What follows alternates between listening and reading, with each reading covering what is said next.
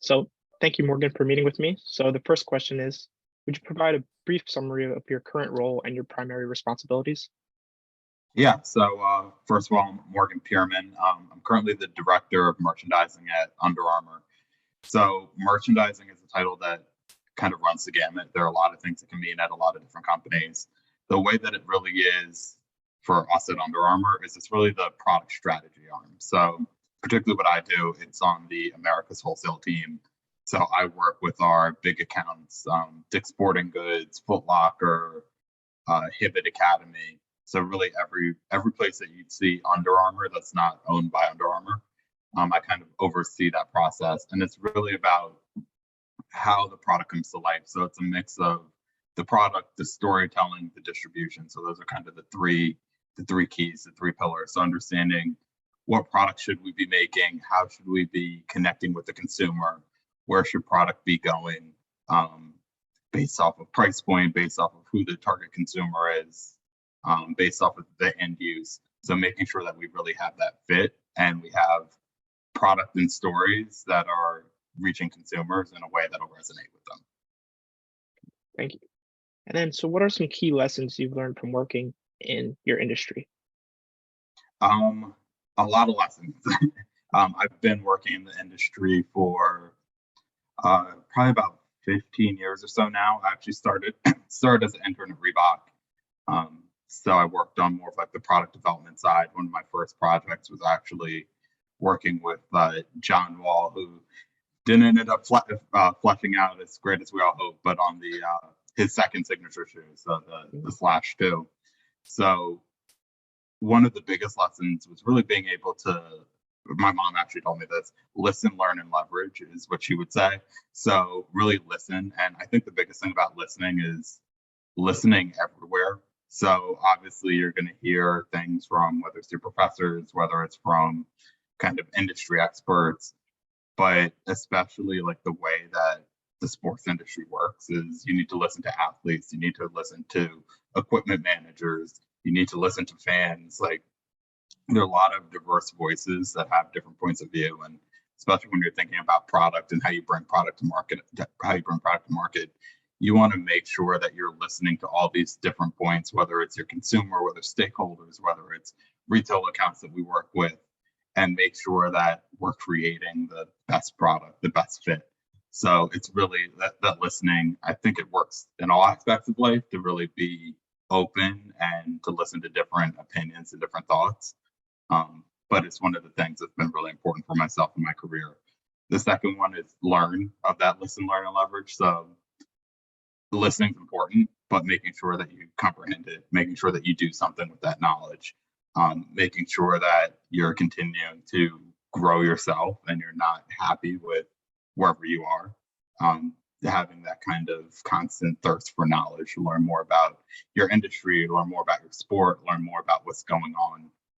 And I think the big thing there too is to keep your eyes open, that especially like the way that the world works today, everything is interconnected. So just because you're in the sports industry doesn't mean you don't want to listen to what's going on in finance. Like if you think about some of the things, whether it's coming out of crypto or NFTs, like those aren't sports related per se, but are having a big effect on whether it's youth culture, whether it's the sports, whether it's kind of just morphing into the broader world. So making sure that you're continuing to learn and be a sponge and being really open to what you're learning about and having kind of a diverse set of things that you're trying to learn. And then that leverage piece is really do something with it. So it's great to listen, it's great to learn, but if you're not doing anything with that knowledge, it's not really going to push you forward. So really continuing to make sure that you execute, like once you kind of built that knowledge, like, okay, how are you going to implement it? How are you going to do something about it? How are you going to make some sort of decision or change based off that?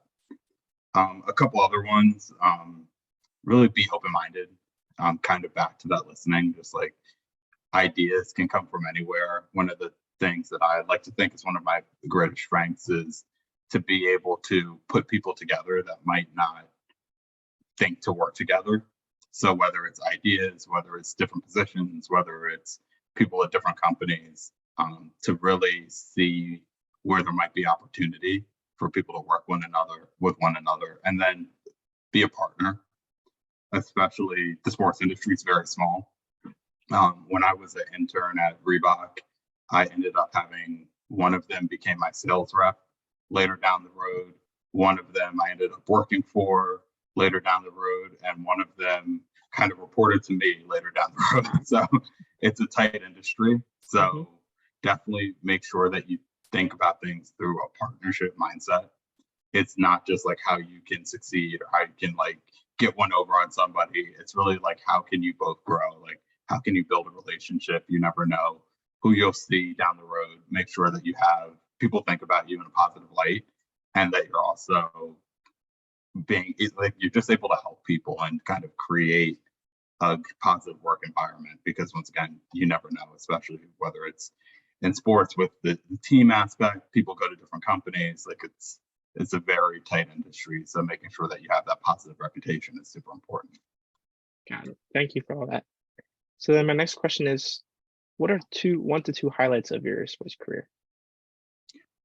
There've definitely been a lot, and they kind of run the gamut. I think one of the most exciting parts about sports today is that it's so much more than just sports. Especially like the part of the industry that I'm in, more of the like product side. There's the sport aspect, but there's also the culture aspect. There's the fashion aspect.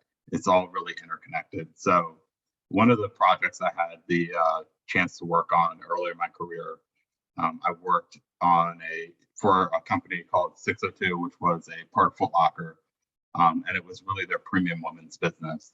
So one of our big launches there, and it's actually crazy because it's coming back. NASA's coming back in the news. Was working with Rihanna and her Fenty team. So we were one of the first. We were the first kind of brand retailer to launch that. We built 7 pop-up shops around the U.S. So between being able to build the assortment, work with the product team on what the product looked like, and then bring this kind of fashion and culture icon to more of the athletic space, and working with Puma and through us with 602 and Foot Locker, and really bring it to life, was something that was just an amazing opportunity, and great to really be able to have a hand in something that people remember to this day, like being able to go on Instagram and see in the recent relaunch, like Bring Back the Creepers, which was like our iconic shoe. Like it's great to know that like I was one of the people in the room where like we came up with that idea or how to bring it to life. So that was a big one. And then another one, a little bit more recently in my career, I worked for a brand, Del Toro, so Italian footwear and apparel. And the whole brand was really about taking like basketball culture. It had an investment team that Carmelo Anthony was a part of, Draymond Green was a part of, some major like NBA stars. But how do we merge the fashion and this basketball piece? Like tunnel walks have become something that's so important. It's almost as popular as the game now if you think about League Fits and some of the other sites. So how do we really kind of own that? How do we have a perspective on that that's different? And then as Draymond was moving throughout the NBA Finals with the Warriors, he wore a lot of our pieces. So we had probably should have worn it instead, but we had this silk reversible bomber jacket that he was wearing all over the place. We had a new sneaker line coming out that he was supporting. So really being able to be at that intersection of kind of fashion and lifestyle, but also making it very basketball and very in line with like what that consumer is looking for. So that was another moment that was just a lot of fun to really like be able to turn on the TV and watch NBA Finals game and see Draymond giving one of his iconic press conferences wearing our product. Great, thank you. And then my last question is, what advice would you offer to college students or recent graduates pursuing a career in sports? I think the biggest one is follow your passion. And I think especially if you've identified that you want to work in sports, especially as someone that's either in school or coming out of school, like half the battle is knowing what you want to do, but then not letting anything really stop you. And it doesn't mean that, you're just going to get that job, like working for the NBA or whatever your aspiration is. but what are the steps that get you closer?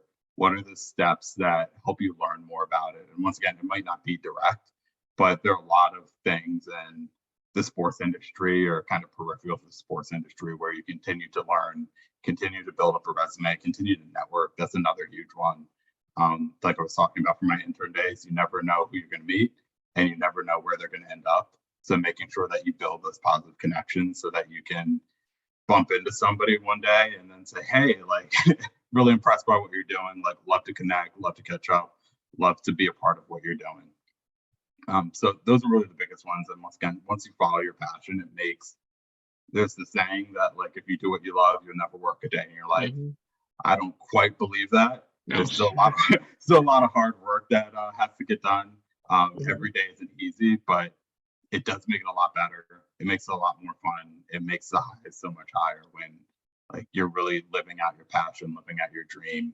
And I think it allows you to hit higher heights as well. Like passion is something that it's one of the few things you can't teach. You can teach about math, you can teach about marketing strategy, you can't teach passion. So, and passion, I think, is one of those things that's contagious.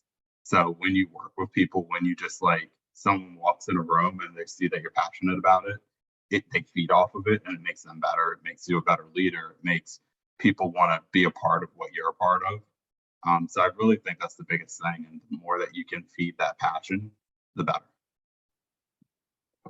Well, thank you. I appreciate you taking the time out of your day to talk and provide us great advice, and I look forward to connecting with you. No problem. Appreciate it. Thank you.